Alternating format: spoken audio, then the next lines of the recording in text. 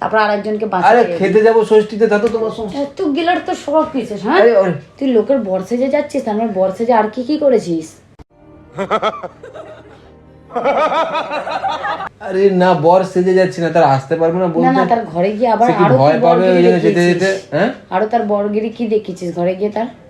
কি মাঝে মাঝে বলে যে লাইট টাইট জ্বলছে না, ওগুলো ঠিক করে দিতে চাইলে ঠিক তারটা ঝুলিয়ে দিতে। কোন লাইট? সে পাখা জ্বলছিল না, বলছে পাখাটা ঠিক করে দাও। কোন লাইট?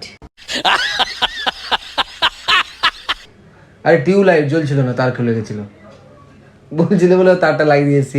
পাঁচের দিন মধ্যে পাখা চলছে না, প্রচুর গরম, পাখাটা একটু ঠিক করে দিই। কি মানুষের উপকার এলো তো, মানুষকে যদি বলে শরীরে বল বিয়ারিং চলছে না, হ্যাঁ। তাহলে কি করবি? গিয়ে গা হাত পা টিপবি?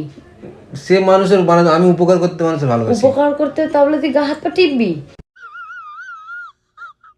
কার গা হাত পা টিপবো? সে যদি বলে আমার শরীরে আজকে কোনো কাজ করছে না, বল বিয়ারিং চলছে না, কে বলবে মানে? তো ওই বৌদি বলবে।